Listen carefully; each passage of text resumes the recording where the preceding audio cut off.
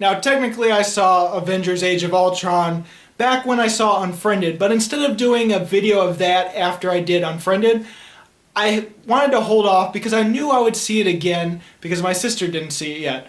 So here it is. This is after the second time I've seen it, and I like it a little bit more, but I think I'm going to still give it the same rating. But that isn't until the end of this video, so let's get through it first.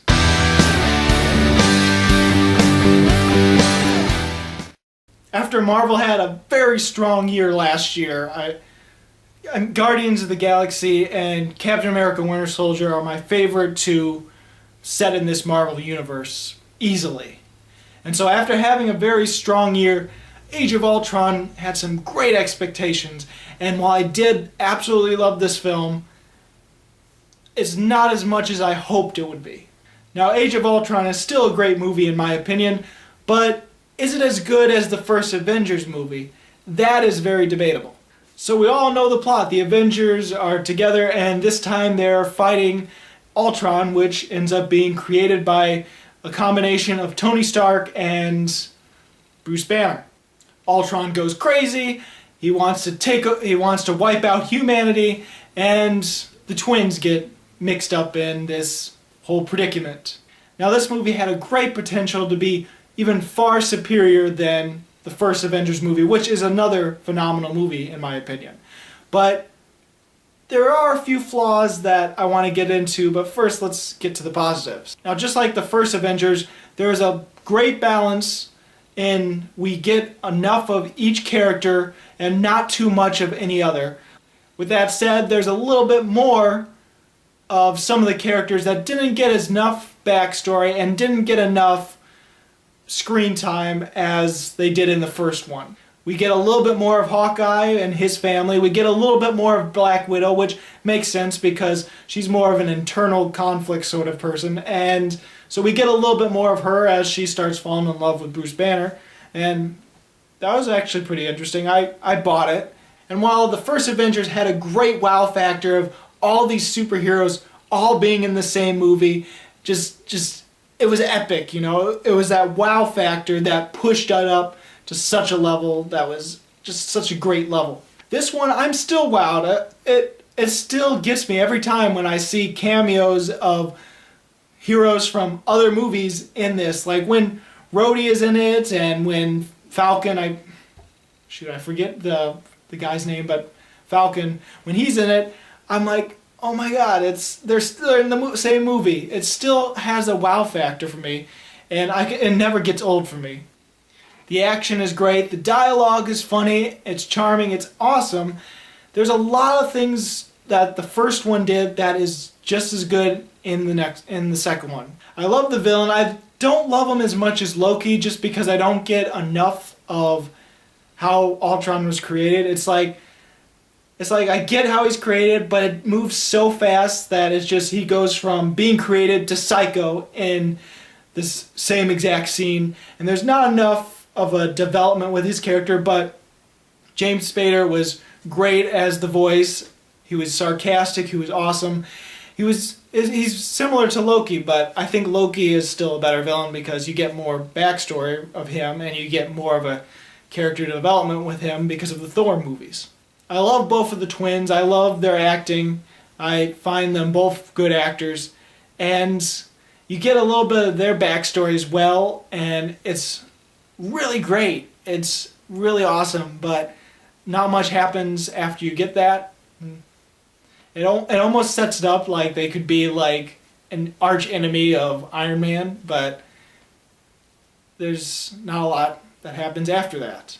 The thing about Age of Ultron is there is a lot of great stuff in it. There is things that would keep fans happy, and there are things that if you like the Avengers, you're gonna love Ultron as well. Now in this movie they give a lot of setup for the next movies, and I get that they have to do that because this is the movie where all these other movies get to converge into one, and this is where setups have to be if you're going to go to the next movie for these different superheroes.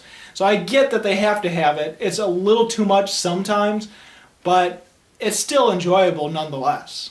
Now, I think there's some missed opportunities with some of the characters. Like I said, the backstory with the twins was sort of put out there, but then nothing great happens after that. And there's a little bit of a missed opportunity with how Ultron ends up turning crazy. It just sort of happens, almost like he was already crazy, you know? And then there's a villain that's set up at the beginning of the film, and then he just dies not even halfway through Age of Ultron, and nothing really happens with him. And he's this big, important Hydra character, and he's just sort of there in the movie. And the actor that plays him, I've liked a lot of the stuff he's in, and so I was a little bummed that they killed him off so quickly in this movie. And then the first time I watched this film, I thought the first 30 minutes or so were completely rushed. Like, there were things missing in it that I just weren't getting.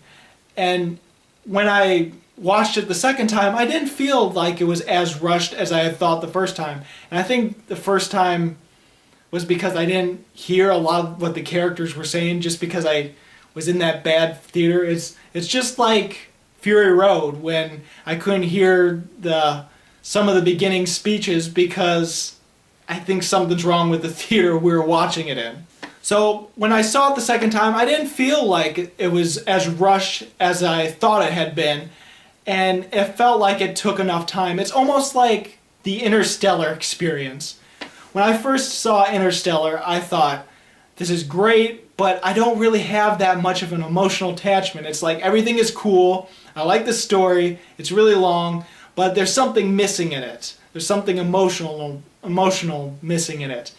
And when I saw it the second time, all the things that I had thought was bad about it, and all the things I thought was missing, it really was in there. It's like you need to see it twice to get the full picture, to get the grasp of everything, because there's just so much piled into it. And that's what happens and I think that's what happened with Avengers. So the second time I saw it, I definitely liked it, but there are still a few things missing. And I get that because apparently it was supposed to be either 3 hours or more, but then it got cut down so that I could make a 2.5-hour movie.